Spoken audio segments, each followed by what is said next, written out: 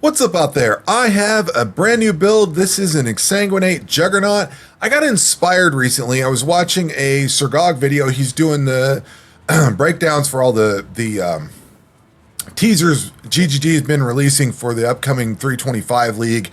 And in one of his videos, he was talking about getting people together to try out new skills or skills that are off meta, things that people don't use very much. And it kind of inspired me to try this. Now, his goal was to have people get up and do the Maven fight, like stuff like that. I still haven't done the Maven fight for this league yet. I haven't tried it. I haven't even beaten it yet. So I still have yet to finish that boss. This was more, as I watched his video, I was thinking about it. I'm like, you know what? I liked playing Exsanguinate.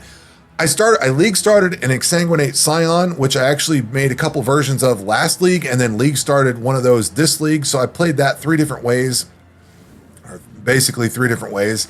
And the reason I league started an Exsanguinate Scion this league is I was hoping to build an armor stacker Scion. And the only thing holding me back is I needed Doriani's prototype. So it basically served its purpose. It's going to go off into standard SSF when we get it off league. And when we get out of there, I have another Cold Iron Point. I do have Cold Iron Point on this, the Cold Iron Point dagger. So I do have a second one in standard SSF. So I'll be able to try this build with two of those on, which is going to be awesome, unless I get another one to drop in here. But I liked the Exsanguinate skill. It got me all the way into red mapping. And I had the problem I had with the Exsanguinate Scion is I ran into difficulties gearing it up for surviving everything. I had a lot of issues just surviving. Once I got it really deep into tier 14, 15, 16 maps, I started having issues. And I'm kind of having issues here with tier 13 a little bit with this one. I can run some, and it's not that I'm squishy. Like, I got 4,400 health and a lot of regen. I've got 1,253 regen on here, so we've got a lot of life regen. But I'm still hitting points where I just die, and I'm still running into those issues with this.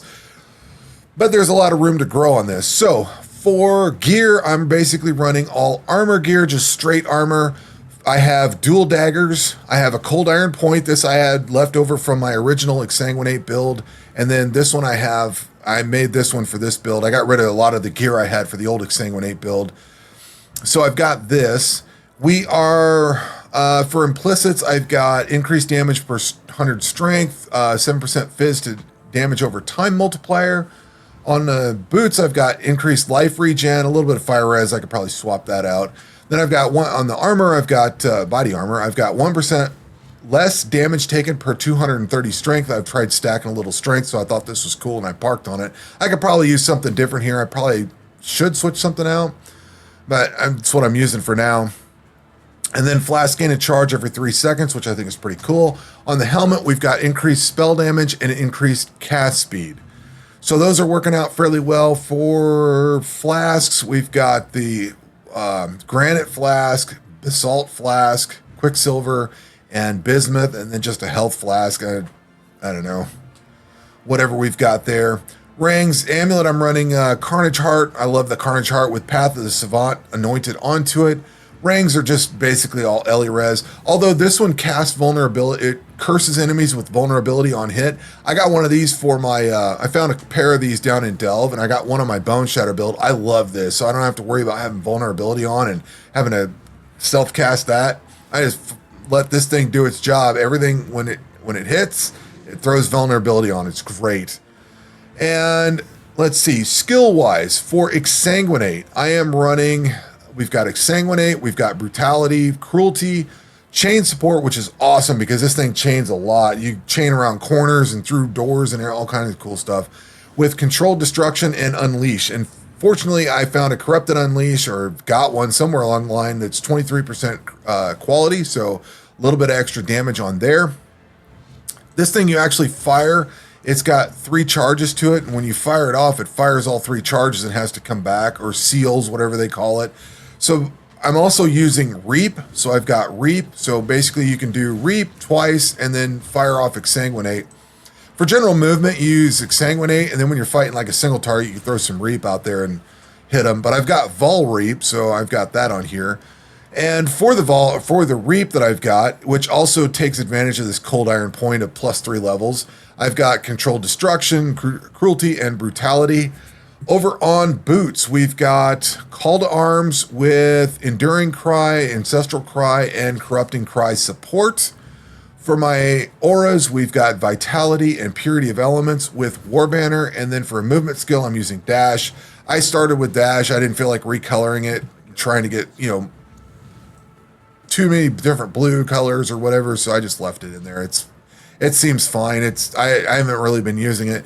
I know this is not necessarily the speediest movement speed, but it seems to work fairly well. Up in the helmet, so I haven't really been using Dash, basically.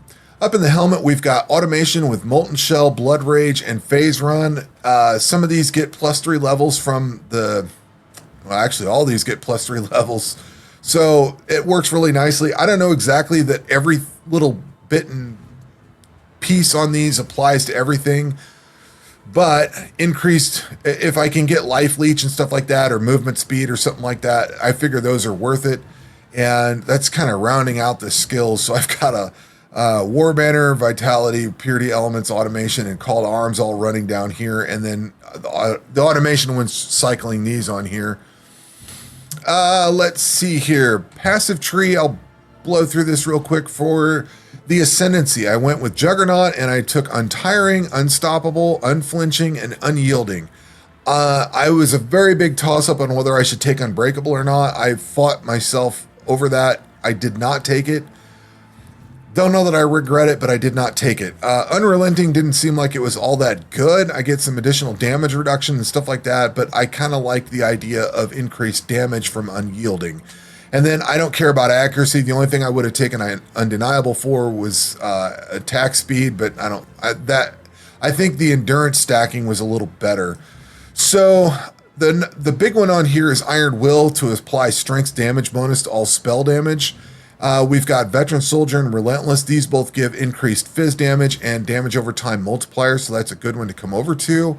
Got damage over time, or increased damage and increased physical damage on my Jewel here.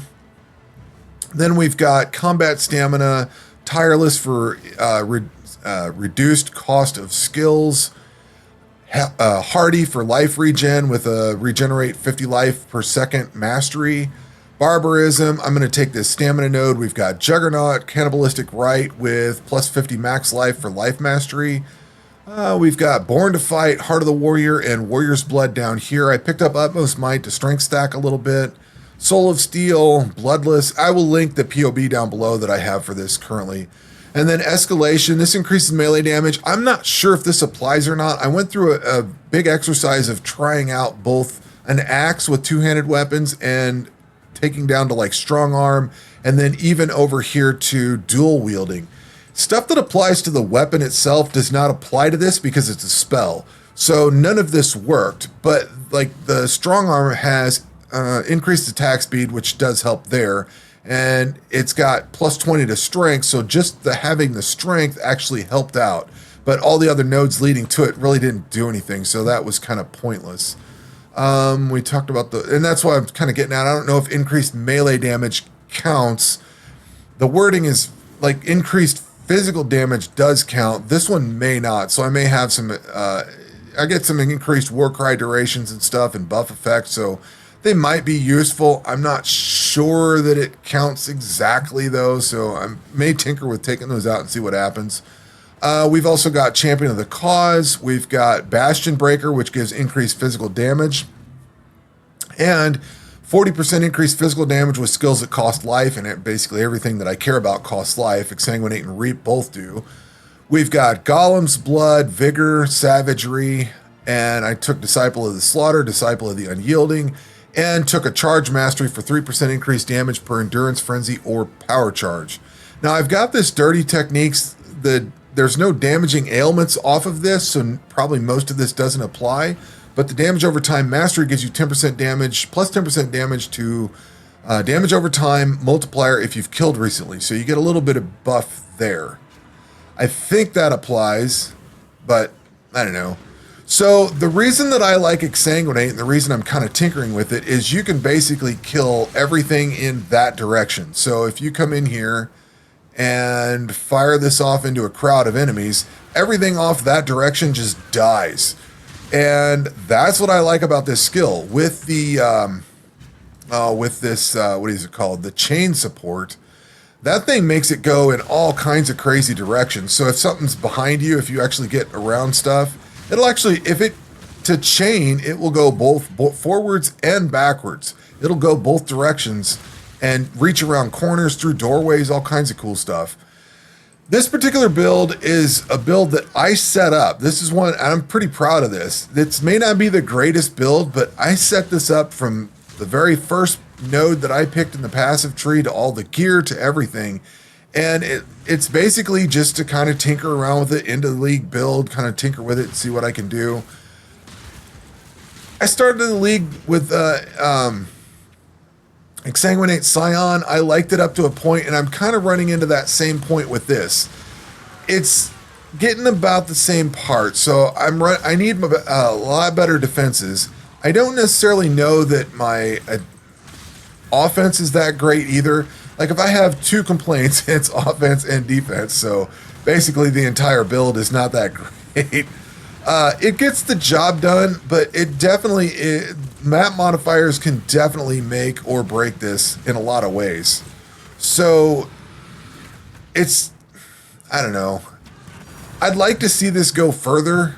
I just don't know what to do with it to get it further. I'm kind of running out of points on the passive tree, and there's like no more damage over time multiplier. Everything else is going to be jewel sockets and stuff like that. So that's kind of where I'm headed for this, to kind of round this out.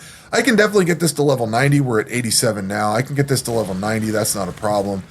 Trying to get to 95, that's where I ran into problems with that Scion build that I had.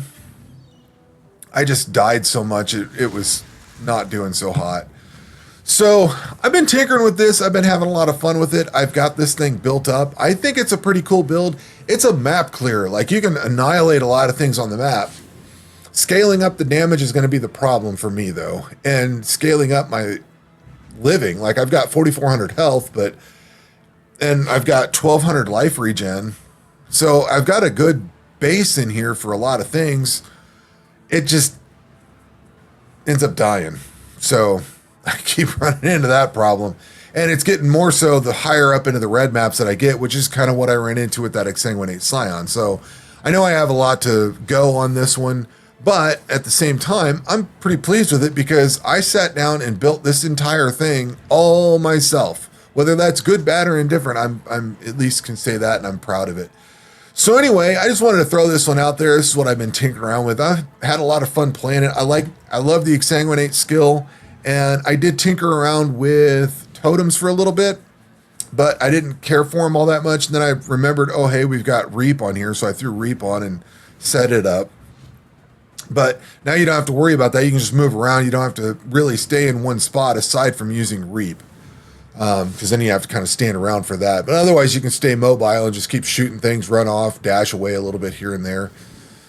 Kind of getting prepped for next league, trying to decide how I want to play the next league. If they're talking about, it's looking like we might get some melee changes.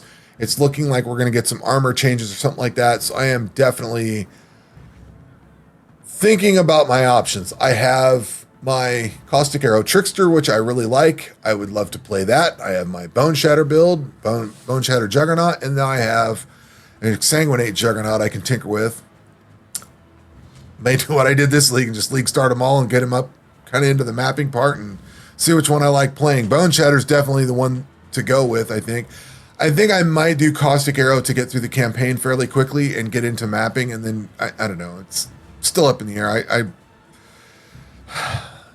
Too many choices, but hopefully when we get the announcement for the next league, we get a big announcement and it's a good big melee adjustment and we get a lot of cool stuff out of it. But anyway, that's going to do it for this video. We will catch you on the next one. Take care.